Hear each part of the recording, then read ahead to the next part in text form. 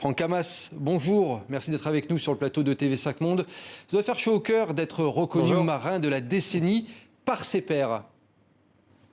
Oui, c'est forcément gratifiant. C'était Michel Desjoyaux qui était président du jury. Et il y a 25 ans, j'ai commencé à faire du Figaro, à faire ma première course en solitaire grâce à Michel Desjoyaux, puisqu'on a fait des courses de pré-saison avec lui. Il m'a beaucoup appris, il m'a beaucoup inspiré. Donc forcément, d'avoir ce jury qui a voté pour moi, c'est bien. Après, j'imagine que ça a été très très difficile pour eux, parce qu'il y a des champions en voile dans tous les horizons, et tous méritaient évidemment ce prix aussi.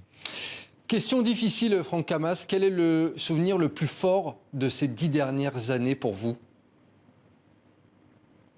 Ça a commencé avec deux expériences très fortes qui étaient la route du Rhum en solitaire, la première fois sur un ultime qui était Groupama 3, un bateau de 30 mètres et qui avait été conçu pour l'équipage. Donc c'était un vrai challenge, un vrai défi de partir en solitaire sur ce bateau-là. Depuis, c'est devenu la référence en termes de taille et de puissance pour les solitaires autour du monde, sur les records et sur la route du Rhum. Ensuite, il y a eu cette Volvo Ocean Race qui est une course autour du monde en équipage, dans un environnement, une concurrence très internationale, de très très haut niveau. Et c'est la première fois qu'il y avait un équipage français qui gagnait le général. Donc là, c'était un an après. Et après, je me suis concentré, c'est quelque chose que je retiens plus particulièrement sur la Coupe de l'América. C'était un rêve de gosse de pouvoir participer à cette Coupe de l'América, représenter le pavillon français sur la ligne de départ, c'était fabuleux. Et ça, c'était en 2017, il y a 3 ans, à bord de Groupama Team France. Un bateau magique, hein, c'est des bateaux volants.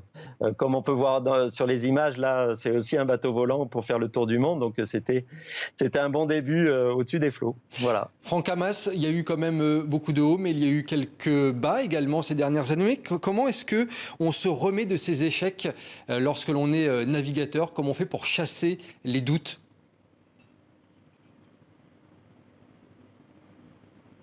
Je pense que si on aime la compétition aussi, il faut savoir prendre le risque de perdre.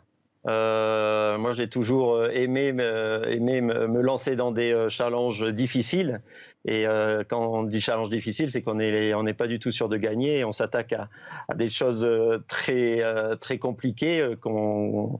Et c'est ça qui est motivant. Je me suis jamais j'ai jamais eu plaisir à refaire une course que j'avais gagnée ou dominée, et me dire au contraire que je dois repartir et réapprendre et être confronté à une concurrence très forte. C'est ça qui me motive particulièrement. Et voilà, donc dans une défaite, il y a en fait beaucoup de choses que l'on apprend. On ressort beaucoup plus fort après une défaite peut-être qu'après une victoire, parce qu'on sait la marge que l'on doit surmonter pour l'étape suivante. On ressort beaucoup plus fort d'une défaite. Très belle phrase en tout cas. Merci beaucoup Franck Hamas qui vient d'être élu marin de la décennie. Merci d'avoir été avec nous sur TV5 Monde.